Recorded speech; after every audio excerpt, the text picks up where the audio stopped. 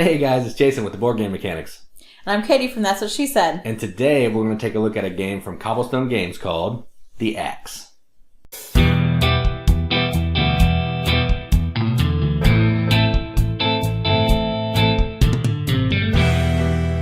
The Axe is a worker placement game for 2 to 4 players that places you in the role of the early church, where you're sending out disciples, you're preaching, praying, working miracles, and then racing to save souls. It plays in about 60 to 75 minutes, and it's just this tight race to see who can meet the required numbers of souls saved. So let's see what it looks like on the table and how you play it.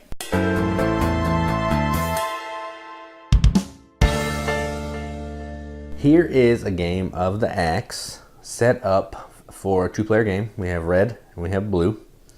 To set up the game, you're going to do 12 disciples spread across all the players evenly in Judea. So as you can see here, we have 6 blue and 6 red.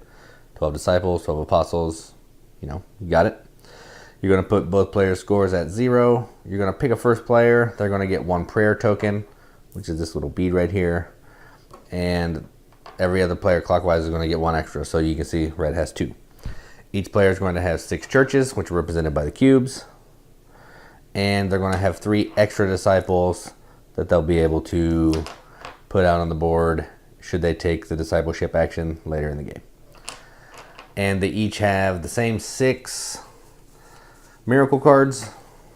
All the players' cards are the same. They're going to give you a special ability one time. You'll pay the cost in prayer tokens down here at the bottom.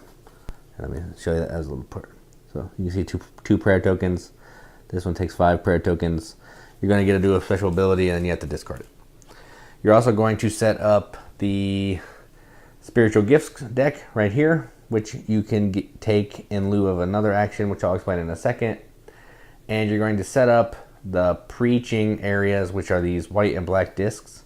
You can't really see them that well, so they're set up like this. There's a white, 2 blacks, and a white. It's pictured on the board, which you can't see. I'll put up some pictures in the video so you can see. And you're going to set those up on the corresponding circles. And that's set up. This is a prototype. So actually this is a playtest copy. So the board's a little smaller than normal. So some of the icons will actually be bigger on the actual copy. But just keep this in mind. This is just for me to play and review and to get a gist of how the game plays. All right, so on your turn, a player gets to take one of their available disciples, I don't know. Take one of them from in the little square. That's the ready area. And then they get to go from there, and then they get to go out to take an action on the board. So let me explain what some of the actions are. I'll also flash them up on the screen so you can see them bigger. The hands is a prayer action. When you take your little meeple over here, you can take a prayer token. For every disc there, if there isn't a disc there, you can still take 1. So you can always take 1, no matter what. For every other disc there, you get to take an extra 1. And if you have a church, you also get to take an extra 1 as well. Next thing you can do is you can build a church. That's the little church icon right here. You'll go there, take one of your cubes of the church, pay 3 prayer tokens, and you will build a church. The number of churches that can be out on the board are the number of players minus 1. So in a 2-player game, 1 church. Next place you can go to is the letters, also called writing, I believe. There you're going to get points based on how many churches you have. You're going to get souls, save souls, which is the scoring track. Save souls based on how many churches you have in all the regions on the board, and either an extra soul or a prayer token. So if you have 5 churches, you can either get 5 token or 5. You can save 5 souls and take a prayer token, or you can save 6 souls. That's how the church works. Next place you can go is really small right here. It's a little guy being baptized. You can go there, and you can do a discipleship action. So the way that works is you have to pay 1 prayer token for every disciple you have out on the board. So in this case, at the beginning of the game, we need 6 prayer tokens to make a disciple.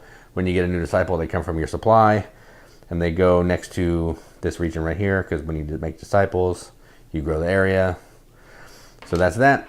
The next action that you can do is you can do a miracle. That's where you'll go to these cards, pick the one you want. You'll pay the cost at the bottom in prayer tokens, and then you'll get to do the ability. So in this case, 2 of my disciples can perform on another action, because normally you can take 1, but in this case I can go here, pay this, and I can take 2 extra actions disciples that I've already used, which is pretty cool. Another action, which you can't see down here, so I'll go up here, is a little guy on like a pedestal preaching. So what happens here is you're going to go here, and you're going to earn souls, points, for the number of discs that are in the pile, +1. Then, if there's a black disc on top, it's out of the game. If there's a white disc, it moves over to the prayer section to make the prayer action more valuable later in the game. So in this case, I would go here. I would get 1, 2, 3, 4, 5. There's 5 discs, so I get 6 because I get 5 + 1.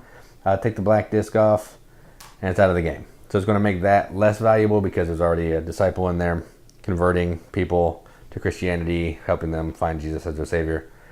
And then if I did it again, if another player did it on another round, this will go over here. So then when you took the prayer action, you'd get 1 plus an additional 1. You get 2 prayer beads instead of 1. So that's how the preaching works. All right, the final action that you can take is traveling. So you can see on the board, there are these little arrows. I don't know if you can see it. They're kind of small. But there's an arrow going from here up to a different region.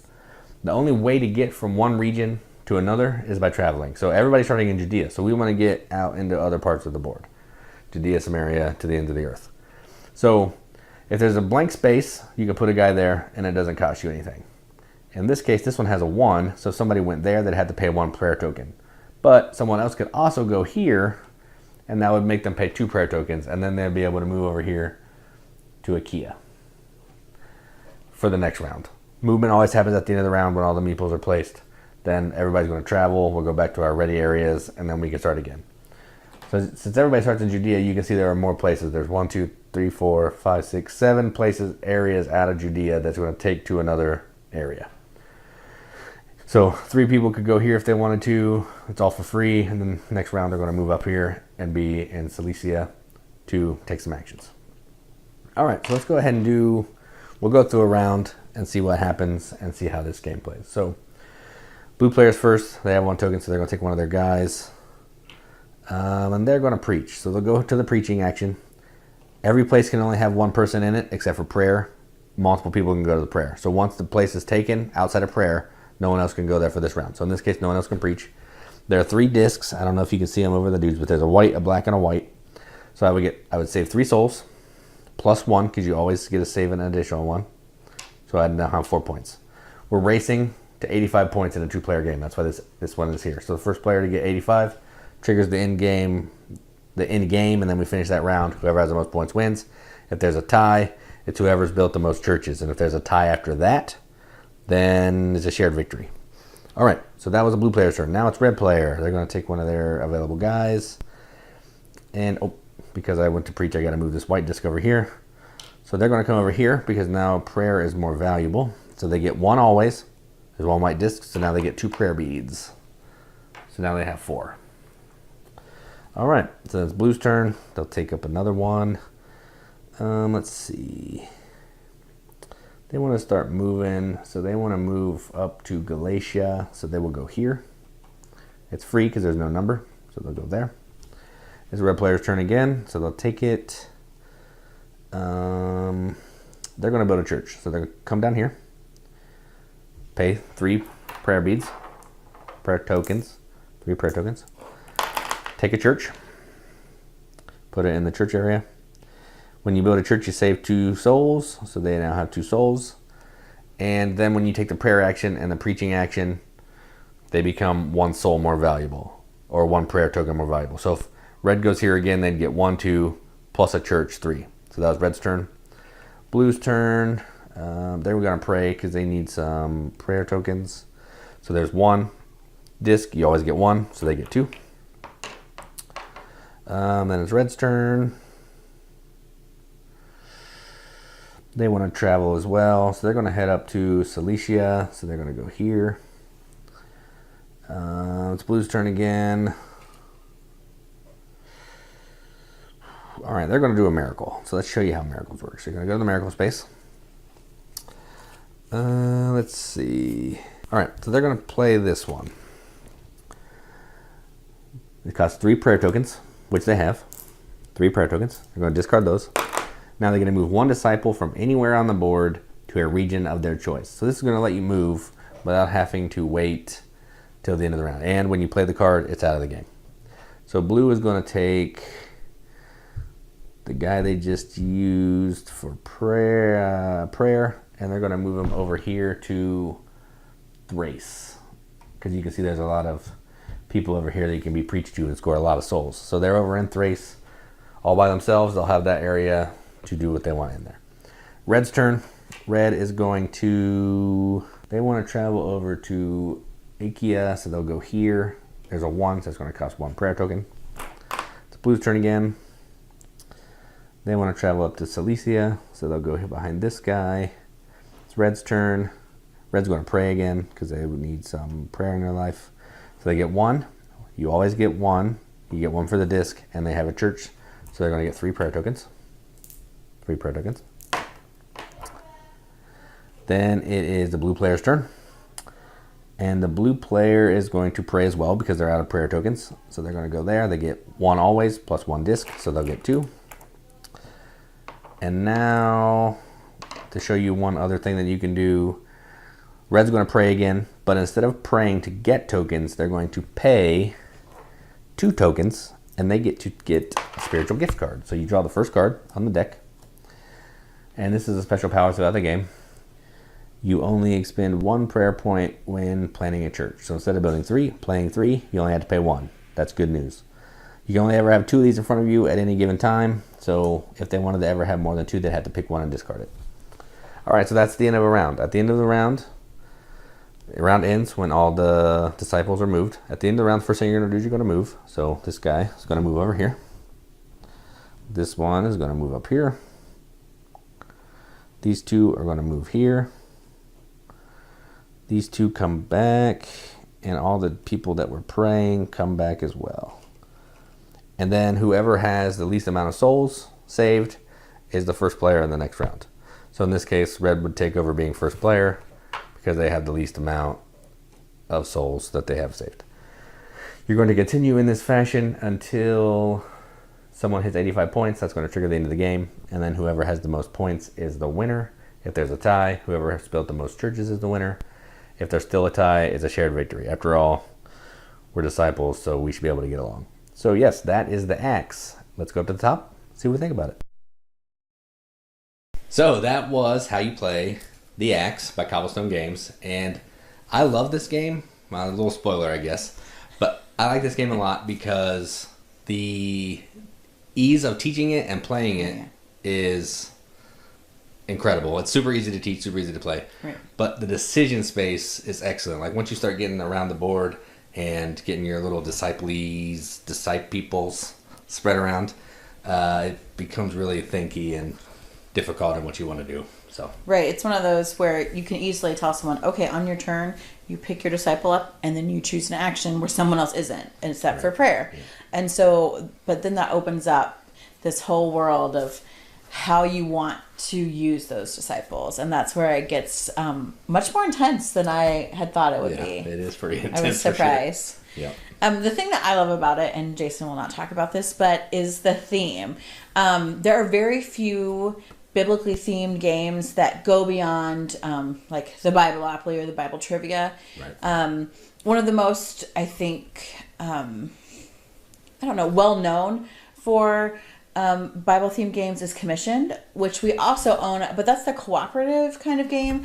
And I honestly think that while this game may not have been as difficult in some ways, the decisions I think were more intriguing to me in that way, and everything really I thought fit thematically. On your cards there were scriptures at the bottom, and then also, okay, if I build a church in this city, then when I preach there, more souls are going to be saved. When I pray there, more souls. And that makes sense, because if you were to establish a church presence in a city, more people get attracted to the physical building, to the group of people working together, to that body of believers, and so it stands to reason that more souls will be saved. And so I think that's really great how they used kind of the theme to not just paste it on really to a worker placement game, but I felt like it really made sense to put that theme with what it was. Yeah, I agree. You touched on the moving the preaching to the prayer to make the prayer more effective. I really like the way that when you go to take the preaching action, you get souls for however many's on the stack, but then it moves over to the prayer action to make the prayer action more effective. So as you're playing, the preaching is going to become less effective, but prayer becomes more effective.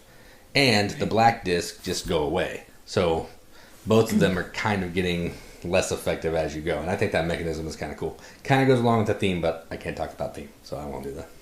Well, and I think that's great because in going back to the theme, you are preaching, souls are being saved, so then you're moving these white discs over to prayer, so you have more saints that are praying, so the praying becomes more effective. But then if there's a church there, you're also boosting those things up.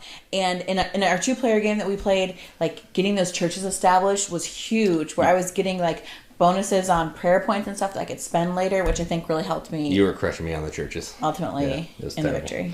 Yeah. Another thing I like about it is I also like the way the traveling works. So sometimes you can go and travel for free if you're the first person to go there. Then there are some areas where if you go there first, I have to pay a prayer token. So you're kind of leveraging how bad do I want to move over here to get points later, or I can just stay here one more turn maybe and just get some more prayer tokens or save some souls, Right. Which, I mean, and really saving the souls is the ultimate goal in moving around the track to win the game. But for me, like I think on the back, actually, the instructions that we received, there were like some tips to play, and one of them was to get the spiritual gift cards out early. And I really thought the spiritual gift cards were neat. You use those a lot. And I did, because my first spiritual gift card gave me a prayer token at the beginning of every turn. And at the beginning, those are kind of hard to come by. Mm-hmm. And so then you can't either travel as far, or, let alone get another disciple, because that costs a lot of prayer tokens. Yeah. Those are expensive dudes. They're really expensive. You had to really pray hard to get a disciple to join you. We didn't until probably one of the last couple turns. 2-3 turns left. Really, to have a nice disciple. So the spiritual gift cards I thought were really cool. And not only that, the powers are great. Some of them, I had one that was leadership, which, again, back to theme, leadership, I was winning 5 souls when I built a church instead of 2. And so talk about, you had good leadership so you could organize it better. And I think that just makes great thematic sense. But then at any point, you can only have 2 of those spiritual gifts. So I could trade it out after, we could only have 1 church in each city. It becomes an effective game. Yeah, so I think that those were really helpful, and I like that they have a verse at the bottom that's really well themed, and even the name of the spiritual gift. It's not just something slapped out there it's a spiritual gift card, but it just says take these 2 tokens or whatever. The spiritual gift of evangelism. Right. Yeah. But it actually makes sense. Spiritual gift of evangelism. You add 5 souls to the tracker. Well, that makes sense. Yeah. You would evangelize. You'd want more people. So I think that those spiritual gift cards were really great. I really liked using those. So what, if you could rate this game, what would you give this game? I don't know what your rating scale is, 0 to 5 or... well, we don't give zeros, but... Oh, wait. 1 to 5. 1 to 5. Not that I would use the 0. It's hard because Joel has his own personal rating where he doesn't use the odd numbers or whatever. Basically, it's whose line is it anyway? The scale doesn't really matter. But we talk about it anyway, yeah. I really like this. And it may be because I won. That helps. I love games that I win. Yeah. So I would say this is a solid 4, probably a 4.5 actually, because and this is terrible to say, but I usually have a very low initial expectation and opinion of a game that's biblically themed. And that's not to say anything, obviously, about the Bible. I would love for really great biblically themed games. I just think that it's a theme that hasn't explored or explored well. And so that's why I think, since I thought this game really fit together well and was actually a challenge for me, I would give it a very high rating, 4.5, I'd say. Yeah, I'm probably up there with you. It's probably my favorite Bible game. I had another one that I like almost as much, but this one's easier and smoother. So, yeah, I'd probably give this a 4.5 as well. So, that is BGM accepted. That's a shocker. I didn't think he would go that high. Yeah, we didn't talk about it being that high, but as we were talking about it, it went higher. I convinced him. Yeah. So, yeah, this is BGM accepted. We don't normally do that on previews, but this game is awesome. So, great. I definitely wanted to give that in there. We'll put the little logo somewhere around here.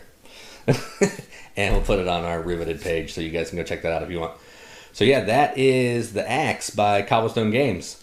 Yes, and I would recommend this game even if you are not really into the Bible or you don't know much about the Acts of the Apostles. I think it's number one, a great learning game, but it's also just a great it's a good worker placement game. It is, yes. And as much as I love the theme because it's something that's important to me, I think that other people would enjoy it regardless. And so I think this is a great game, and I would recommend you back it on Kickstarter, find it where you can on a shelf, get some buddies together and play the Axe.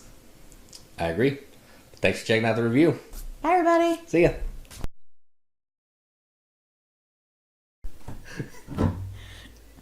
Oh, you're gonna drink now.